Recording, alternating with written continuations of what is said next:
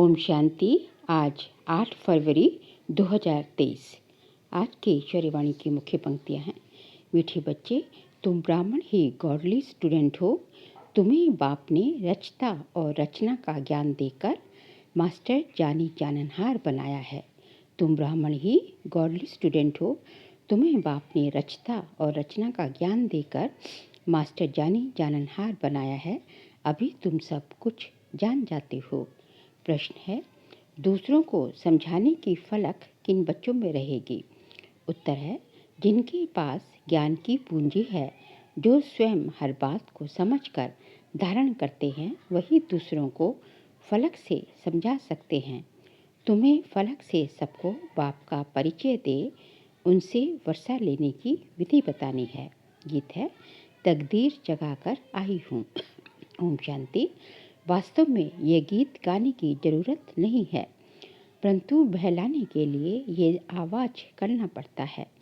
वास्तव में आत्मा को आवाज़ करने की दरकार नहीं। आत्मा तो आवाज़ से परे निर्वाण धाम जाना चाहती है।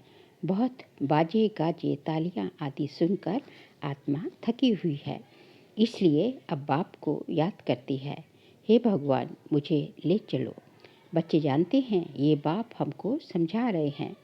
जैसे घर में बाप और दादा दोनों बच्चे बच्चे कहते हैं, दादा ऐसे नहीं कहेंगे कि पोत्रे इधर आओ, दोनों ही कहेंगे बच्चे इधर आओ।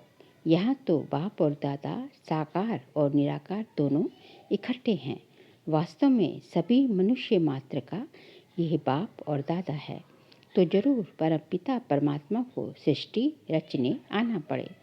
तुम्हारा नाम बहुत अच्छा रखा हुआ है, ब्रह्मा कुमार कुमारियाँ। आबू में भी अधर देवी और कुंवारी कन्या के मंदिर हैं, तो एक कन्या तो नहीं होगी ना, जरूर बहुत होंगे। दोनों का अलग अलग मंदिर है। अधर कुमारी किसको कहा जाता है, कुंवारी कन्या किसको कहा जाता है, ये तो तुम ही जानते हो। ये है शिव शक्तियाँ। अंदर बहुत बड़ा मंदिर बना हुआ है, बहुत कोठरियाँ हैं, तो मंदिर भी साक्षी देता है कि कुमारियाँ और अधर कुमारियाँ बहुत हैं। चित्र जो बनाते हैं वह भी यादगार हैं, जो होकर गए हैं। जैसे देवी देवताओं के चित्र हैं, जरूर होकर गए हैं। वह विश्व के मालिक थे, अब नहीं हैं। विश्व के रचता ने ही भारत को विश्व का मालिक बनाया। कैसे? सो अब प्रैक्टिकल बन रहे हैं। अभी कलयुग है, सतयुग है, एक आदि सनातन देवी देवता धर्म। कलयुग में अनेक धर्म और अनेक प्रजा का राज्य है। तुम बच्चे जब सुनते हो तो समझते हो बाबा यथार्थ रीति ठीक समझाते हैं, परंतु कोई कारणवश हमको धारणा नहीं होती है, इसलिए औरों को भी धारणा नहीं करा सकते हैं। कोई ना कोई विघ्न है। हम डल स्टूडेंट हैं, बाकी बाप तो बहुत अच्छी रीति समझाते हैं। अनेक मनुष्य, अनेक धर्म हैं। 5000 वर्ष पहले भारत स्वर्ग था। बहुत थोड़े मनुष्य थे, सिर्फ सूर्यवंशी और चंद्रवंशी। वह आत्माएं परमधाम से आई थी अपना पाठ बजाने। बाकी सब धर्मों की आत्माएं निर्वाण धाम में थी। अभी अनेक धर्म है, बाकी देवी देवता धर्म प्राय लोप है, तो जरूर फिर सतयुग बनेगा। परमपिता परमात्मा को ही आकर स्वर्ग रचना पड़े। भक्त जो भगवान को याद करते हैं, तो उन्हों को भक्ति का फल देने के लिए भी यहाँ आना पड़ेगा। बाकी सबको वापस मुक्ति धाम ले जाना होता है, और तो कोई वापस ले जा नहीं सकता। अगर एक भी गुरु गति सदगति का रास्ता जानता होता, तो फिर उनके पिछाड़ी लाखों शिष्य भी जाते। उन यात्राओं में तो जाकर फिर लौट आते हैं, परंतु मुक्ति धाम से फिर वापस आए ही क्यों? एक को रास्ता मिले तो सबको ले जाए। अब एक बाप आया है तो तुम सबको रास्ता मिलता है ना।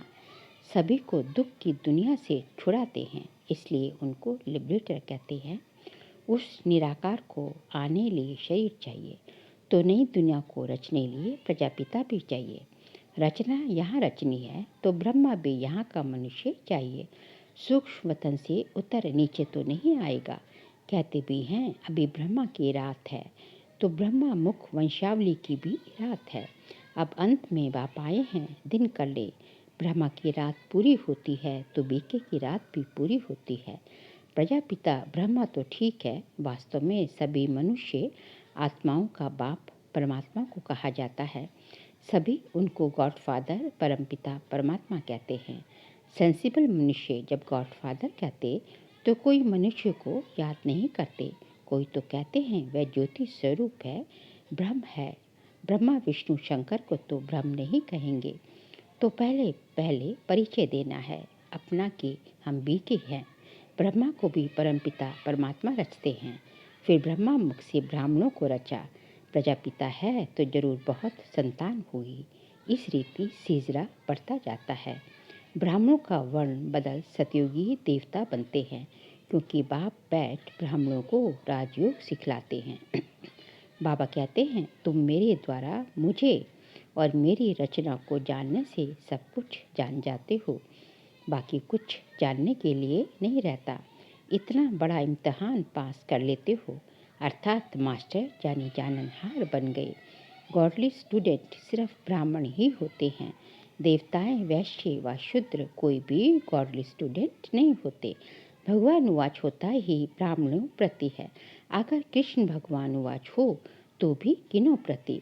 जरूर ब्राह्मण चाहिए, तो प्रजापिता द्वारा ब्राह्मण रचते हैं। रुद्र ज्ञान यज्ञ भी ब्रह्मा ही रचते हैं। कृष्ण ज्ञान यज्ञ तो कभी नहीं कहेंगे। तो पहले पहले समझाना है कि हमको पढ़ाने वाला स्वयं परमपिता परमात्मा है, जो ही ज्ञान सागर है। वही हमारा बाप टीचर सतगुरु है। फिर इसमें कोई उल्टा सुल्टा प्रश्न उठाने की दरकार ही नहीं। इतने ढेर बीके हैं, कोई एक तो नहीं। पहले पहले पढ़ाना ही अल्फ है। अल्फ बिगर मनुष्य कुछ भी जान नहीं सकते। उन्हों को समझाना चाहिए कि परमपिता परमात्मा शिव ब्रह्मा मुख द्वारा ब्राह्मण रच रहे हैं। अकेला ब्रह्मा तो रचता नहीं है। ये पॉइंट्स धारण करने की है। बाबा के पास ज्ञान है तो तुमको डिलीवरी करते हैं। तुम हो ज्ञान गंगाएं, सागर तो एक ही है। ये ब्रह्मा भी ज्ञान कंठ करते हैं, तो ये भी ज्ञान गंगा हुई। ज्ञान कंठ करने वालों को ज्ञान गंगा कहा जाता है। उसमें मेल फीमेल दोनों आ जाते हैं। ज्ञान सागर तो एक ही बाप है। यहाँ देखो, पानी के सागर को तो टुकड़ा टुकड़ा कर दिया है। सतयुग में जब एक ही सूर्यवंशी राजाई थी तो सागर के टुकड़े नहीं थे। कहीं भी जाकर सैर कराते थे, वहाँ कोई कह ना सके कि मेरी हद में ना आओ या पानी ना लो। यहाँ तो एक दो का पानी ही बंद कर देते हैं। कितने टुकड़े हो गए हैं। अब हम एक ही सचखंड स्वर्ग की स्थापना कर रहे हैं। बाप का भी विचार सागर मंथन होता है, तब तो समझाते हैं। ब्रह्मा भी कहेंगे सभी जीवात्माएं हमारे बच्चे हैं। आदिदेव या आदम सभी का बाप है। ऐसे नहीं, उस समय कोई मनुष्य नहीं थे, फिर आदम ने आदमी पैदा किया। नहीं, निराकार बाप को पहले जरूर आदम में आना पड़े, तब तो मुख वंशावली रचे। बाकी ऐसे नहीं कोई मुख से निकल आए व नासिका या पवन से पैदा हुए। ये सब है भक्ति की बातें। मनुष्य तो कच्छ मच्छ को भी पूछते रहते हैं। तो पहली पहली बात है कि आत्माओं का बाप कौन है? वह जरूर स्वर्ग रचता होगा। अब तो नर्क है। अभी हम स्वर्ग के लिए राजयोग सीख रहे हैं परमपिता परमात्मा द्वारा। ब्रह्मा भी उन द्वारा पढ़ रहे हैं। परमपिता परमात्मा सभी आत्माओं का बाप है। ब्रह्मा जीव आत्माओं का बाप है। हम उनकी मुख वंशावली ब्रह्म कुमार और ब्रह्म कुमारियाँ हैं। हमको ज्ञान फिर भी ज्ञान सागर बाप ही देते हैं। हम श्रीमत पर चलते हैं, वह तो नामी ग्रामी है। ब्रह्मा की मत मशहूर है। ऐसे कभी नहीं कहा जाता कि विष्णु भी उतर आए तो भी तुम नहीं मानेंगे। ये ब्रह्मा के लिए ही कहा जाता है। उनको ज्ञान देता है शिव।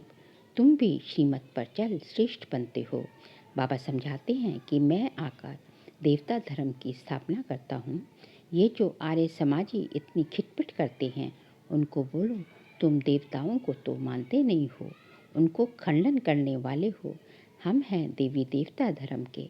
तुम्हारा धर्म अलग, देवी देवता धर्म अलग है। हर एक को फ्रीडम है अपने धर्म में कुछ भी करे। मुसलमानों का धर्म अलग है, वह बहुत डिबेट करते हैं कि तुम ऐसे क्यों करते हो। वैसे हमारा धर्म आदि सनातन देवी देवता धर्म है, उसका ही प्रचार करते हैं। तुम इंटरफेयर क्यों करते हो, उन्हों को भी युक्ति से समझाना है। उनसे डिस्कस करने की ज़रूरत नहीं, उससे वह समझेंगे नहीं। जो भी कोई आए तो बाप का परिचय दो। हम बाप से वर्षा ले रहे हैं, तुमको भी लेना हो तो आओ। बाप अमरलोक स्थापन कर रहा है, इसलिए तुमको पावन जरूर बनना पड़े। बाबा कहते हैं इस रावण पर जीत जरूर पानी है। हम शक्ति सेना जीत पा रहे हैं। हमारा उस्ताद कैसे हमको जीत पाना सिखला रहे हैं। सो आओ तो हम तुमको समझाएं। अगर तुमको जीत पानी है तो तुम भी शक्ति दल में शामिल हो जाओ। बाकी फालतू बातें मत करो, परंतु ये फलक से कह नहीं सकेंगे जिनके पास ज्ञान की पूंजी जिनके पास ज्ञान की पूंजी होगी। अच्छा, जिनके पास ज्ञान की पूंजी नहीं होगी। अच्छा, मीठे मीठे सिखलदे बच्चों प्रति माता पिता बाप दादा का याद प्यार और गुड मॉर्निंग। रूहानी बाप की रूहानी बच्चों को नमस्ते। हम रूहानी बच्चों की रूहानी बाप दादा को नमस्ते नमस्ते नमस्ते। ज्ञान को धारणा के लिए मुख्य पॉइंट्स। ज्ञान को कंठ कर मास्टर ज्ञान सागर या ज्ञान गंगा बन पतितों को पावन बनाने की सेवा करनी है। हर एक को बहुत युक्ति से समझाना है, किसी से भी डिस्कस नहीं करनी है। सबको बाप का परिचय देना है। आज का बाबा का वरदान है, प्योरिटी की पर्सनालिटी और रॉयल्टी द्वारा बाप के समीप आने वाले देही अभिमानी भव। प्योरिटी की पर्सनालिटी और रॉयल्टी द्वारा बाप के समीप आने वाले देही अभिमानी भव। जैसे शरीर की पर्सनालिटी आत्माओं को देभान में लाती है, ऐसे प्योरिटी की पर्सनालिटी देही अभिमानी बनाए बाप के समीप लाती है। प्योरिटी की पर्सनालिटी आत्माओं को प्योरिटी की तरफ आकर्षित करती है। प्योरिटी की रॉयल्टी धर्मराजपुरी की रॉयल्टी देने से छुड़ा देती है। इसी रॉयल्टी अनुसार भविष्य रॉयल फैमिली में आ सकेंगे। देही अभिमानी बच्चे इस पर्सनालिटी द्वारा बाप का साक्षात्कार कराने वाले रूहानी दर्पण बन जाते हैं। स्लोगन है, हर एक की विशेषता को देखने का चश्मा सदा लगा रहे तो विशेष आत्मा बन जाएंगे। हर एक की विशेषता को देखने का चश्मा सदा लगा रहे तो विशेष आत्मा बन जाएंगे। बाबा कहते हैं कि हमें जो है हर एक की किसी भी आत्मा की जो है हर एक आत्मा के अंदर जो है विशेषता भी होती है, गुण भी होता है और अवगुण भी होता है। लेकिन जनरली जो है किसी भी आत्मा का हमें जो है अवगुण पहले दिखाई देता है। बाबा कहते हैं कि यदि विशेष आत्मा बनना है तो हर एक आत्मा का गुणग्राही दृष्टि रखो। उसका गुण देखने का चश्मा तुम्हारे पर सदा आँखों पर सदा लगा होना चाहिए। हमें जो है हमेशा जो है किसी के भी जो है गुण देखेंगे। जितना हम जो है दूसरों के गुण देखेंगे, गुणग्राही दृष्टि रखेंगे, तो वो हम भी जो है हमारे अंदर वो गुण जो है समाते जाएंगे। वो हम भी वो उस गुण से भरपूर होते जाएंगे। अब आगे जय माताश्री जी के अनमोल महावाक्य हैं। पहला पॉइंट है, अपना ये जो ईश्वरीय सत्संग है कॉमन सत्संग नहीं है।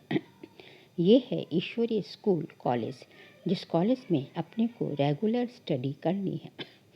बाकी तो सिर्फ सत्संग करना, थोड़ा समय वहाँ सुना, फिर तो जैसा है वैसा ही बन जाता है, क्योंकि वहाँ कोई रेगुलर पढ़ाई नहीं मिलती है जहाँ से कोई प्रारब्ध बने। इसलिए अपना सत्संग कोई कॉमन सत्संग नहीं है। अपना तो ईश्वरीय कॉलेज है जहाँ परमात्मा बैठ हमें पढ़ाते हैं और हम उस पढ़ाई को पूरी धारण कर उच्च पद को प्राप्त करते हैं। जैसे रोजाना स्कूल में मास्टर पढ़ाई डिग्री देते हैं, वैसे यहाँ भी स्वयं परमात्मा गुरु पिता टीचर के रूप में हमको पढ़ाए सर्वोत्तम देवी देवता पद प्राप्त कराते हैं। इसलिए इस स्कूल में ज्वाइन होना जरूरी है। यहाँ आने वाले को ये नॉलेज समझना जरूरी है। यहाँ कौन सी शिक्षा मिलती है, इस शिक्षा को लेने से हमको क्या प्राप्ति होगी, हम तो जान चुके हैं कि हमको खुद परमात्मा आकर डिग्री पास कराते हैं और फिर एक ही जन्म में सारा कोर्स करना है। तो जो शुरू से लेकर अंत तक इस ज्ञान के कोर्स को पूरी रीति उठाते हैं वो फुल पास होंगे। बाकी जो कोर्स के बीच में आएंगे वो तो इतनी नॉलेज को उठाएंगे नहीं। उन्हों को क्या पता आगे का कोर्स क्या चला। इसलिए यहाँ रेगुलर पढ़ना है। इस नॉलेज को जानने से ही आगे बढ़ेंगे, इसलिए रेगुलर स्टडी करनी है। सेकंड पॉइंट है भगवान उवाच, बच्चों के प्रति बच्चे जब परमात्मा खुद इस सृष्टि पर उतरा हुआ है तो उस परमात्मा को हमें पक्का हाथ देना है। लेकिन पक्का सच्चा बच्चा ही बाबा को हाथ दे सकता है। इस बाप का हाथ कभी नहीं छोड़ना। अगर छोड़ेंगे तो फिर निधन का बन कहाँ जाएंगे। जब परमात्मा का हाथ पकड़ लिया तो फिर सूक्ष्म में संकल्प नहीं चाहिए कि मैं छोड़ दूँ, व संशय नहीं होना चाहिए पता नहीं हम पार करेंगे व नहीं। कोई ऐसे भी बच्चे होते हैं जो पिता को ना पहचानने के कारण पिता के भी सामने पढ़ते हैं और ऐसे भी कह देते हैं हमको कोई की भी परवाह नहीं है। अगर ऐसा ख्याल आया तो ऐसे नालायक बच्चे की संभाल पिता कैसे करेगा। फिर तो मानो कि गिरा, क्योंकि माया तो गिराने की बहुत कोशिश करती है। क्योंकि परीक्षा तो अवश्य लेगी कि कितने तक योद्धा रुस्तम पहलवान हैं। अब ये भी जरूरी है जितना जितना हम प्रभु के साथ रुस्तम बनते जाएंगे उतना माया भी रुस्तम बन हमको गिराने की कोशिश करेगी। जोड़ी पूरी बनेगी। जितना प्रभु बलवान है तो माया भी उतनी बलवानी दिखाएगी। परंतु अपने को तो पक्का निश्चय है आखिरीन भी परमात्मा महान बलवान है। आखिरीन उनकी जीत है। श्वासोश्वास इस विश्वास में स्थित होना है। माया को अपनी बलवानी दिखलानी है। वह प्रभु के आगे अपनी कमजोरी नहीं दिखाएंगे। बस एक बारी भी कमजोर बना तो खलास हुआ। इसलिए भल माया अपना फोर्स दिखाए, परंतु अपने को मायापति का हाथ नहीं छोड़ना है। वो हाथ पूरा पकड़ा तो मानो उनकी विजय है।